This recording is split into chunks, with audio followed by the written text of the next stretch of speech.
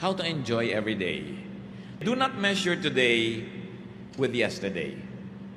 Isa yan sa mga pahirap ng tao para hindi siya magkaroon ng magandang araw. Kino-compare niya sa mga nakaraan. Do not measure today with yesterday.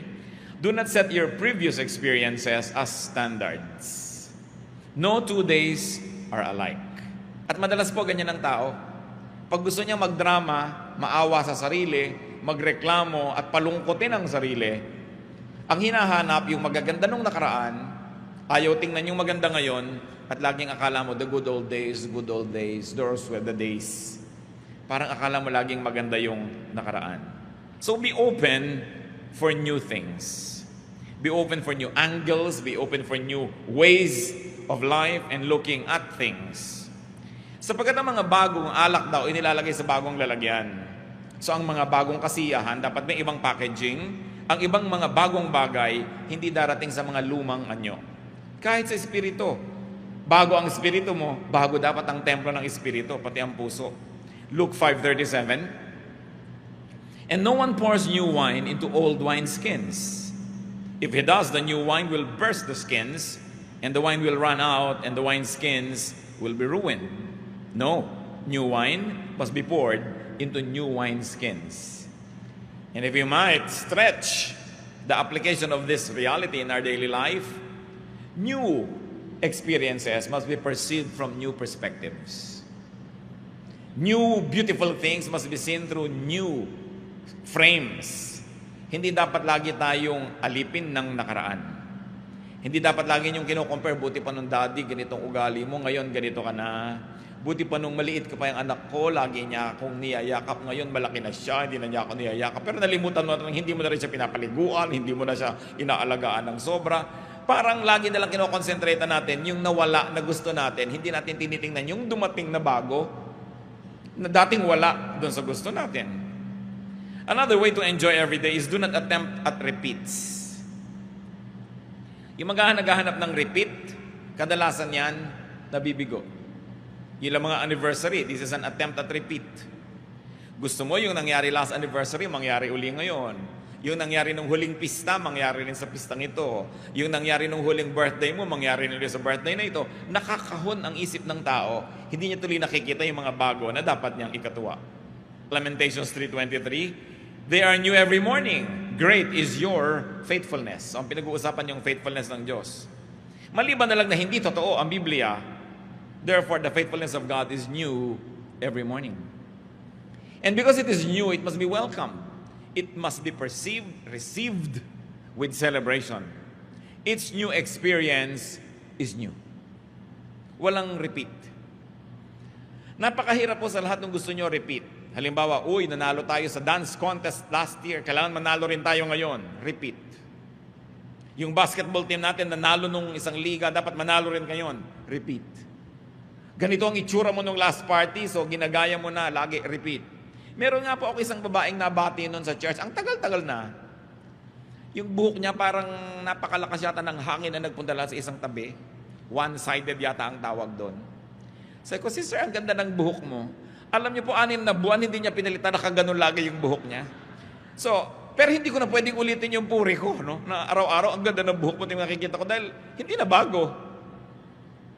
When people try to always be what was, you actually ruin your chances at being happier.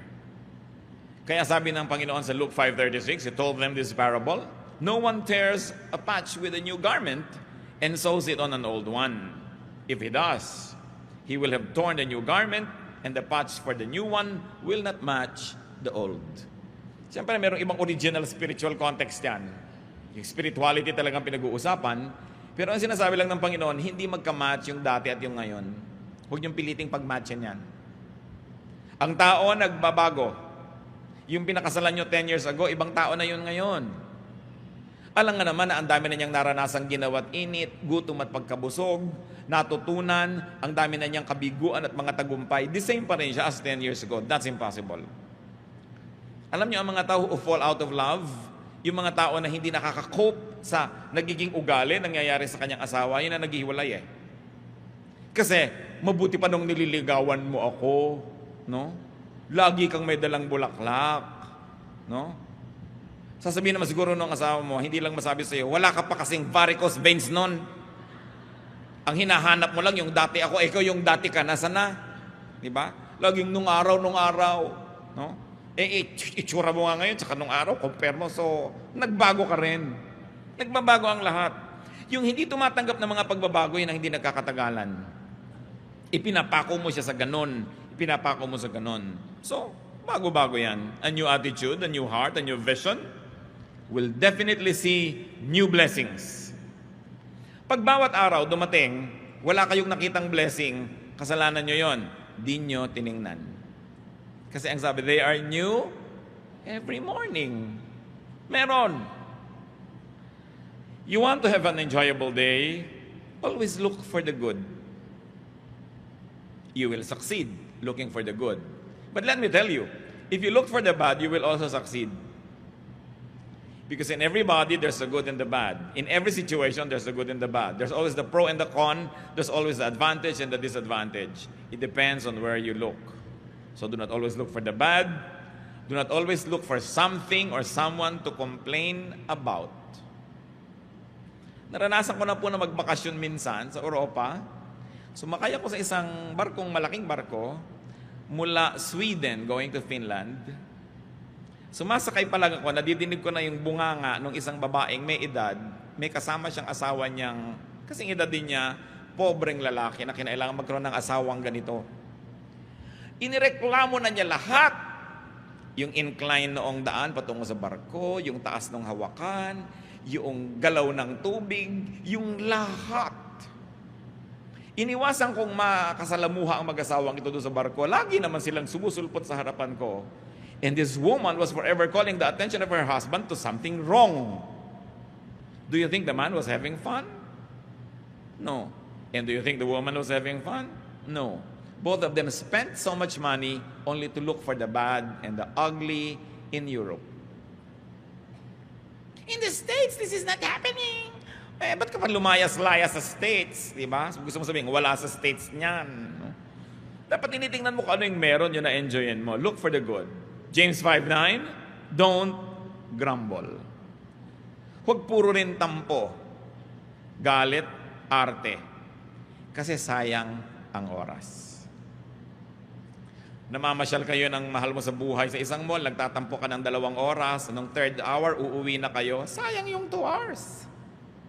Babalik pa ba yung 2 hours na yon? Hindi na. Yung magtampo ng 1 week, 1 month, sayang ang panahon. Alam niyo mga tampurista na lagi kasi naman gusto lang yan, mapansin, masuyo. Humanap kayo ng ibang paraan para kayo sumaya. Kasi hindi naman lahat ng tao natutuwang manuyo. At paano kung hindi kayo nasuyo? Napakahirap niyan.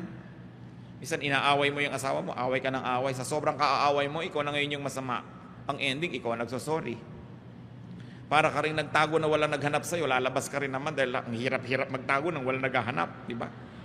At napakahirap niyang nagtatampong walang nanunuyo. So learn. Kung kayo po ay married, ang asawa niyo hindi pala suyo, ibig sabihin, palitan niyo ang gimmick niyo. Humanap kayo ng ibang trip sa buhay dahil maiinis lang kayo lalo. And you will spoil many days, many weeks, many months in your life which could have been invested in happiness. If you want to be happy, be ready for surprises. Be ready for variations.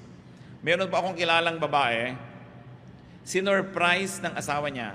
Ano sila? Yung nagsisika pa lang, nagsisimulang mag-asawa. Umuupa pa lang ng bahay, wala pang kagamit-gamit. Alam niyo po ba na itong pobreng lalaki ay sinikap na mag-uwi ng refrigerator na malaki habang namamalengke yung asawa dahil wala silang ref. Sinikap niyang i-timing lahat yon para maging surprise. Yung talagang surprise. Kasapakat pa niya pati tricycle driver para huwag iuwi agad ang asawa niya at gumawa ng delay kung sakaling hindi pa tapos ang delivery. Nakita niyo na yung pagsisikap ng lalaki. Pagdating ng bahay, tadan! Alam niyo sabi ng babae, bibili ka lang pala ng rep, di ka nagtanong, ayoko ng kulay na yan. Kung kayo yung lalaki, anong gagawin niyo? Either i-freeze niyo siya, o ihahataw nyo sa kanya yung buong ref. Alam nyo, hindi lang yun ang nangyari. Ibibili siya ng mga damit, Biglang, naku, hindi ganyan ang gusto kong cut. Laging may reklamo. Alam nyo ngayon, hindi na siya ibinibili. In fact, hindi na siya inuuwi. Totoo yun. Nagsawa na. Mano ba namang masurpresa ka? Hindi kasi yun ang iyong inaasahan. You know, do not spoil something unexpected. Hindi yun ang inaasahan mo, hindi na yun ang dapat mong ipagbunyi. Meron pa pong isang tao nagregalo ng isang gadget sa isang kaibigan. Ine-expect niya talagang surprise, matutuwa. Ang nabasa sa mukha nung binuksan ng regalo, disappointment. Kasi iba ang ine-expect niya. Huwag kayong expect ng expect. But expect to be surprised. Then you'll be happier.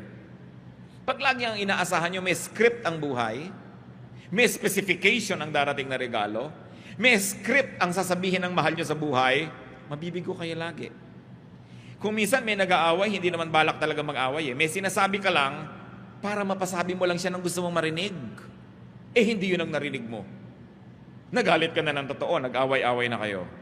Don't always box in yourself. And don't put everything in a box. Be ready to be surprised.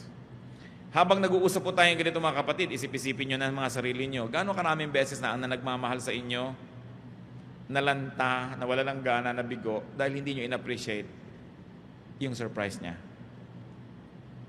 We should be willing to be surprised. The weather is not the same every day. We should be willing to accept variants. Mga iba, pagkakaiba-iba ng mga bagay, configurations are never the same. Sabi nga sa 1 Corinthians 15:39-41, all flesh is not the same. Men have one kind of flesh, animals another, birds another, and fish another. There are also heavenly bodies and there are earthly bodies, but the splendor of the heavenly bodies is one kind, and the splendor of the earthly bodies is another. The sun is one kind of splendor, the moon another, and the stars another. And stars differ from stars in splendor. So yung mga tao, hindi kino-compare yan. Huwag mong hahanapin kay Juan ang na kay Pedro, but enjoy ko ano yung na kay Juan, enjoy ko ano yung na kay Pedro. Hindi yung lagi mong pinagko-compare. Ganon din po ang mga araw. Each day is new. Each day is different. Each day is unique. It is impossible that there will be 2 days that are the same. Una, iba yung date, hindi na yun babalik. Iba yung posisyon ng araw, iba yung temperature, iba yung moisture, hindi yan pare-pareho. Kung lagi mong hahanapin yung gusto mo lang na klima, maraming mga araw, hindi ka mag-enjoy. So kung ano yung nandun, tanggapin. Make the most out of it. How else can you enjoy every day as worshipful activity, ha? Hindi yung nyo makasarili, narcissistic activity, but an activity that glorifies God. Because it is God who is the giver of every day. The only way to thank God is to enjoy that day. To learn from it, to be blessed by it. Be ready to enjoy physically, mentally, socially and emotionally, and be ready to enjoy spiritually. Now, you cannot always do that every day, not all of them. So, nag-iisip ka, may sakit ako ngayon, mabigat ang pakiramdam ko, magrereklamo ba ako sa Diyos? O mag-enjoy naman ako spiritually? Bibitawan ko lahat ng mga ginagawa ko, makikinig lang ako ng mga magagandang kanta, sisikapin kong magbasa ng kaya kong basahin, kung pinapayagan ako ng mata ko na magbasa. Or I will enjoy socially. I will just be in the house and enjoy my housemates because I cannot go out to work. Kung may mga araw naman na very physical kayo, ganadong-ganado kayo, enjoy it. Hindi naman yung doon ka ngayon pipilit gumawa ng iba. Kasi araw-araw ang ating din pong chemistry, iba eh. Iba-iba ang sitwasyon. So tinitingnan mo, what is this day for? Ecclesiastes 5:19, moreover, when God gives any man wealth and possessions, and enables him to enjoy them, to accept his lot and be happy in his work, this is a gift of God. Sabi po ni Solomon, pag may ibinigay sa inyong Diyos na pagkain at binigyan pa niya ng gana, aba, samantalahin nyo yan. Kasi minsan may gana kayo, wala yung pagkain na gusto nyo. Minsan may pagkain, wala kayong gana. Pag nagkasabayan, enjoyin nyo. Ano man ang nandyan, kailangan yan na huwag papalampasin. Ngayon, mga tao ganyan din po mga kapatid. There are people that you can enjoy physically. Nakakapaglaro kayo, nakakapag-tennis kayo, you do things physically with them. Good. Pero huwag nyo na laging hanapan niya na magkakaroon din kayo ng mental enjoyment. Kasi hindi naman lahat ng katangian nasa isang tao. So may tao naman na pagkasama mo siya, talagang it's a mental game. It's nice. You get fulfilled. And there are people who are very socially nice to be around. They make you feel good. And there are people who make you enjoy spiritually. Bihirang nagsasama-sama lahat yan sa isang tao. Kaya ang tao na mag-enjoy ng buhay, marami ring mga karakter na tao sa kanyang buhay. At pinapayagan mo rin ang mahal mo sa buhay na maministera ng iba. Hindi ko may asawa ka na, kayo na lang ang tao sa mundo. May girlfriend ka, may boyfriend ka, kayo lang ang tao sa mundo. Because you cannot always deliver. Kuminsan, iba yung kaligayahan ng asawa mo pag mga kapatid niya ang kasama. So bakit mo pagkakaitan? Pag yung mga kaeskwela niya nung high school, meron naman siyang ibang klaseng fulfillment, iba naman pagkakayo, so hindi ka dapat laging seloso. Liban na lang you're a superman or a superwoman who can give to your loved one everything that your loved one needs, you must permit them to be ministered to by others. So long as, if you're married, it doesn't endanger your relationship. Yan lang naman ang pag-iingatan na yung inyong pagiging tapat bilang mag-asawa ay malagay sa panganib. And in that case, magtyaga kayo sa isa't isa. Dahil mag-asawa kayo Pero, why don't you grow? Halimbawa, yung asawa mo, ang hilig-hilig manood ng basketball, 20 taon na kayong mag-asawa, hindi ka makaupo sa isang buong game at pag-aralan yon. Sasabihin pa ng babae, ano ba yan, agawan na agawan sa bola? Bakit hindi nalang bigyan ng tigisang bola ang dalawang team? Para matahimik sila. At walang laro. Pag-aaralan mo ngayon to be the enjoyable partner, lalo kung may asawa ka. Duty mo yun, kapatid. Hindi mo sasabihin, ganito na ako nang napangasawa mo ko, sa pasensya ka. Alangan namang mag-stick na lang siya sa'yo dahil wala siyang choice. Kulang naman yung enjoyment ng marriage nyo. So you also begin to change your ways. You also do not set yourself in stone or you do not set yourself in wet cement and quick dry cement kasi kailangan nagbabago ka rin. Kasi pag nag-e-enjoy ang asawa mo, nag-e-enjoy ka rin. Pero pag siya hindi nag-e-enjoy, madadamay ka rin dyan. Kahit ano pang sabihin mo. So meron tayong pananagutan sa isa't isa. Alam niyo kaya kung minsan tayo, hindi dapat nakikipag-away. Halimbawa, hindi mo kailangan ng isang tao. Mabubuhay ka nang wala siya. Pero naisip ba natin na paano naman siya, kailangan naman niya ako? It's a ministry. Kaya lalo't kung may asawa kayong matalino, sa tingin nyo matalino, maghabol kayo kahit paano. Mag-aral-aral kayo, magbasa-basa. Alamin nyo yung mga interest niya para nakakapag-tennis naman ang utak nyo. Hindi magsaserve siya ng bola, hindi mo na maibalik. Magsaserve siya ng bola, hindi mo na maibalik. Kahit sa tennis, 3 balik, wala na. Game finished. Love set. Wala na. Game over. At may taong ganun, kahit anong sikap mo makipag-usap, hindi maibalik ang usapan. 3 lang ang alam niyang topic sa mundo. Yung medication niya, yung mga karamdaman niya, at yung reklamo niya sa kapitbahay. Every day, yun ang topic niyo. Sa palagay niyo, hindi kayo pagsasawaan. Kaya kailangan ng utak pinalalago. A very attractive person is a person that can always engage you mentally.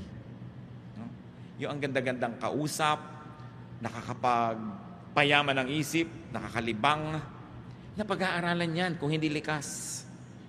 Sapagkat tayo mga taong nilikas sa image ng Diyos, marami tayong kayang gawin. Ecclesiastes 11:8. However many years a man may live, let him enjoy them all. But let him remember the days of darkness, for they will be many. Everything to come is meaningless. So don't put your life on hold just because you are saving, just because you are studying, just because you're preparing for some future glory or accomplishment. Do not put your today on hold. You must also learn how to live to the fullest. Although you are anticipating greater joys or greater fruitfulness in the future, but no day, no week, no month must be ignored because it's a gift and it will never return. Be willing and be able to enjoy. Napaka-importante po ang ganitong mga katotohanan. Ang simple-simple, bakit natin pinag-uusapan? Kasi yung maraming simple ang nalilimutan ng tao. Ang mga Kristiyano, alam na alam yung mga doktrina, anong uri ng mga bautismo, kailan ba darating si Jesus at kung ano-ano pa, pero yung mga pang-araw-araw na buhay nalilimutan. If you want to enjoy your everyday, you must learn to forgive the unintentional spoiler. Kung kayo nagda-drive, may papark ka na kayo, biglang may nauna, huwag kayo magalit sa kanya. Gusto niya ring pang-park. No? Minsan nag-aabang ka ng bus, naunahan ka nung iba, huwag kayong magalit. Pare-pareho lang kayong gustong umuwi. No? Yung mga nagda-drive na nauunahan, naiiwan ka, pare-pareho lang kayong nagmamadali para makauwi na o makarating sa pupuntahan. Lagi na meron kang nakakaagaw, pero hindi ka niya kilala. Hindi niya inisip nung umalis siya ng bahay na aagawan kanya ngayon ng silya o ng linya o whatever. People are sometimes after the same rainbow's end. It's part of life. Don't make it personal. John 13, 6-8, no? An unintentional spoiler, si Peter. He came to Simon Peter, who said to him, "Lord, are you going to wash my feet?" Jesus replied, "Do you not realize now what I am doing, but later you will understand?" "No," said Peter, "you shall never wash my feet." Nakita niyo gustong hugasan ng Panginoon lahat yung paa ng mga disciples as a symbolic act. Pero si Peter, nagpapaka-righteous, ayaw niya magmukhang pinaglilingkuran siya ni Jesus, sabi, "Lord, no, I will never permit you to do that."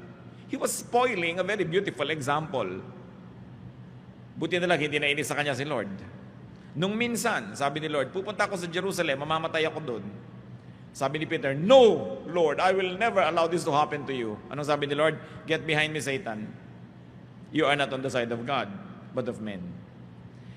Why are we talking about these things, brothers and sisters? Because in whatever you do, there will be somebody who will say, "No, I will never let you do it." Meron laging haharang. Meron laging hahadlang sa inyo. Sinasadya man niya o hindi.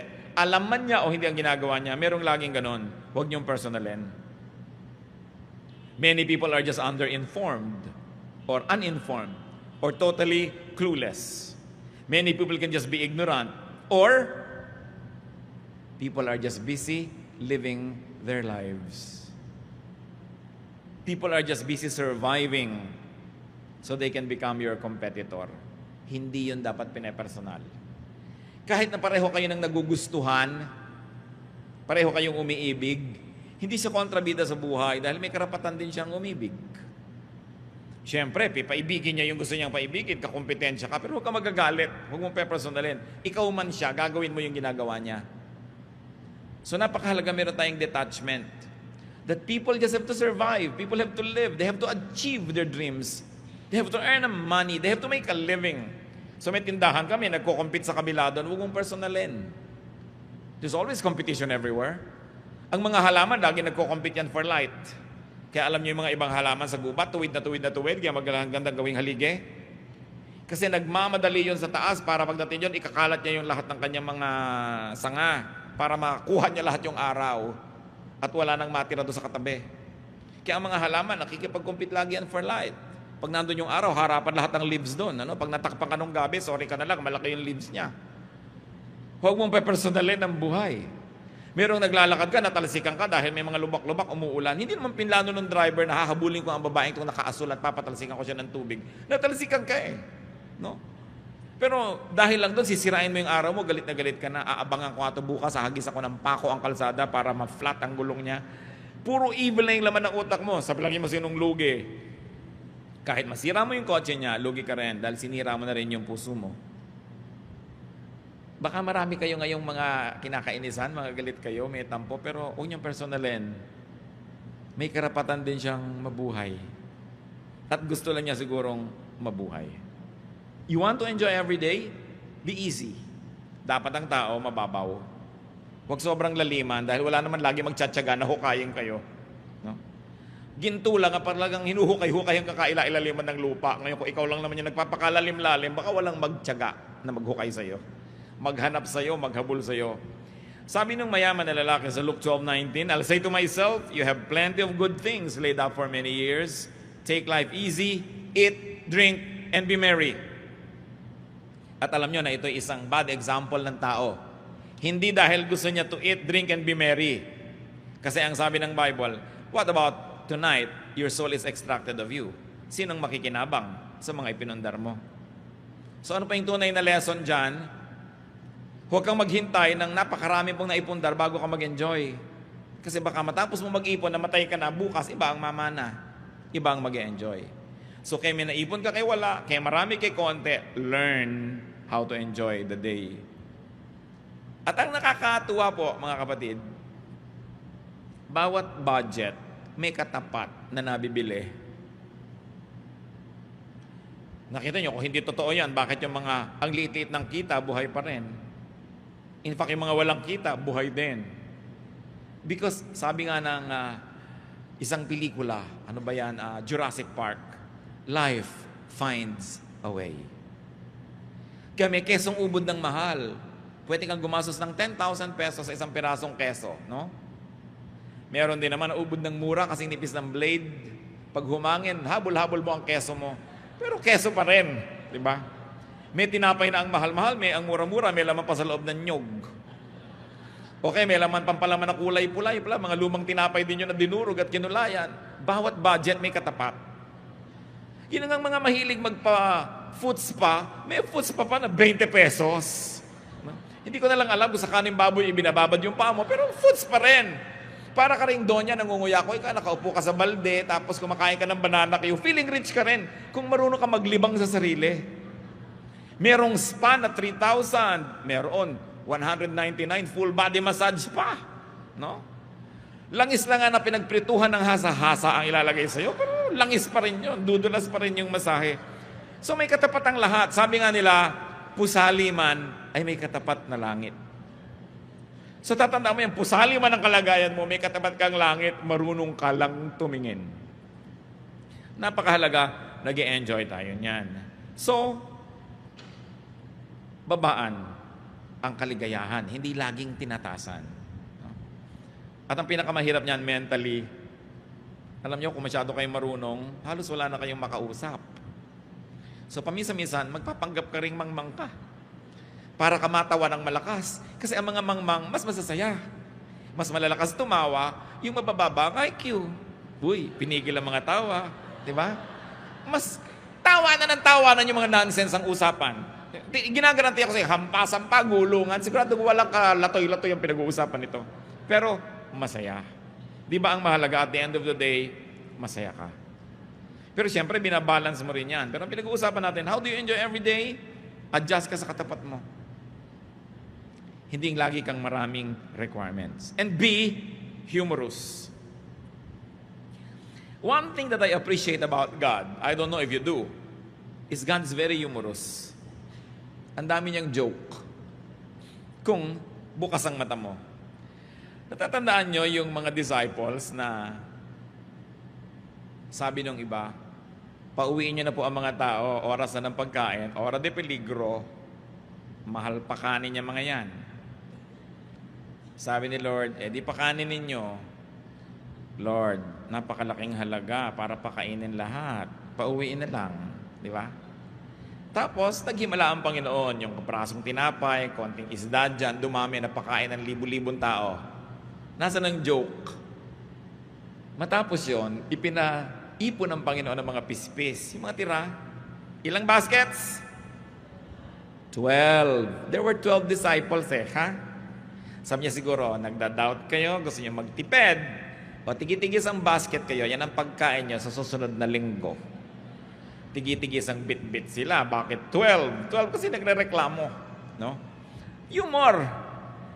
Hindi yung pag binubuksan niyo yung Bible, parang dan, dadan, dadadan. Tapos bababa ang mga anghel, may tugtog na organ.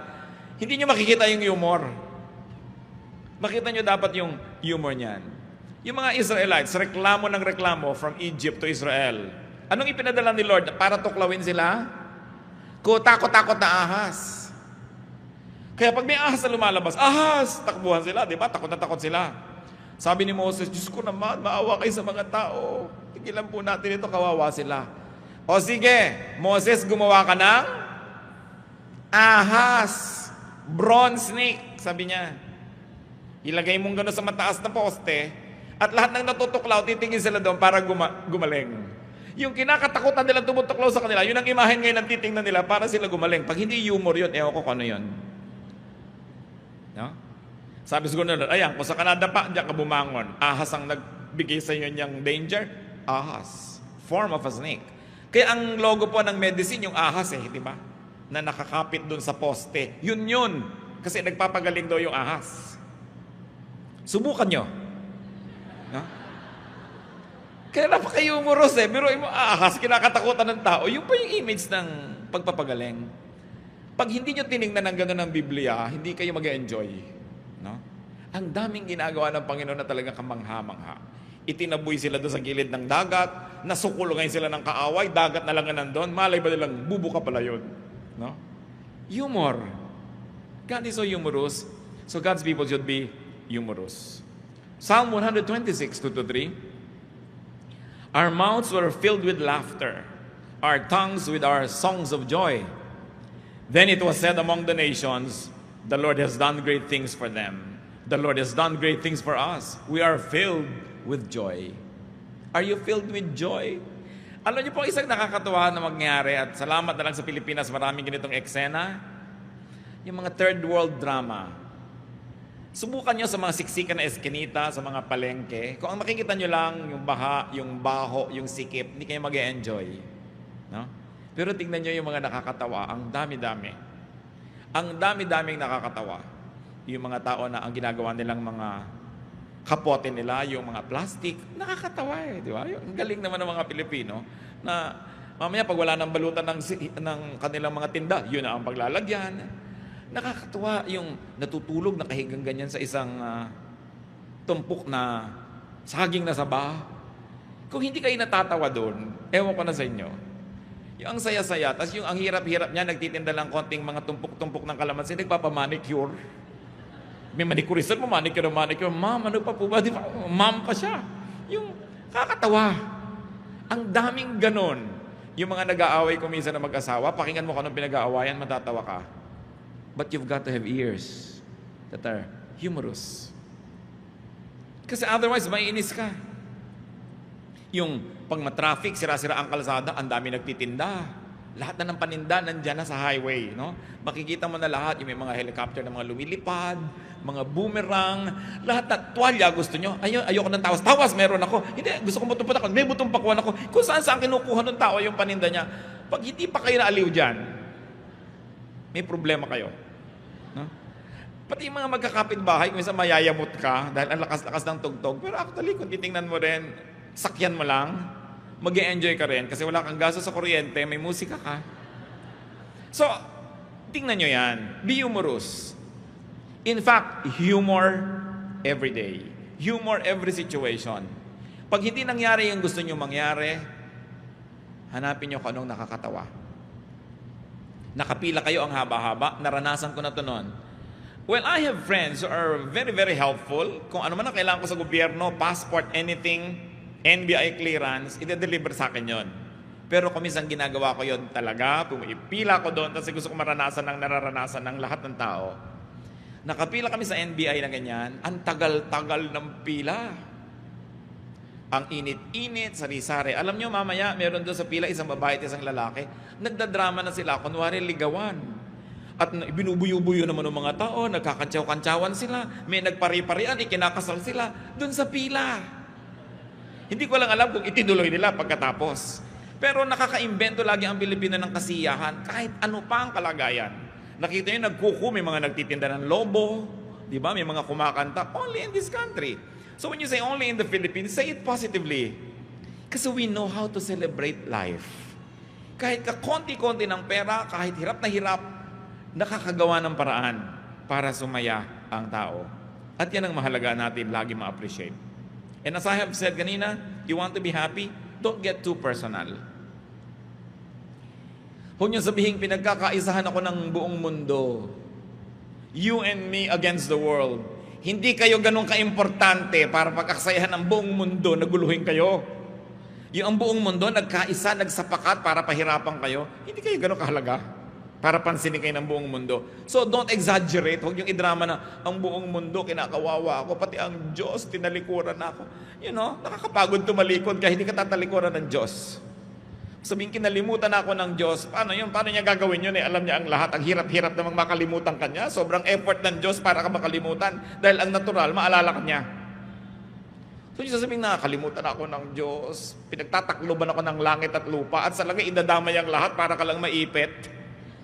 Pagtatakloban ka ng langit at lupa. Yung ganyan mga madramang salita, nakaka-influensya ng attitude natin. Huwag niyong personalin, no? Dahil talagang panapanahon lang ang buhay at totoo yung swerte-swerte lang yan. Huwag kayong laging nagagalit sa nangyayari sa inyo na parang ipinlano ng lahat ng langit na ganun yun. Ecclesiastes 9:11, I have seen something else under the sun. The race is not to the swift or the battle to the strong, nor does food come to the wise or wealth to the brilliant or favor to the learned, but time and chance happen to them all.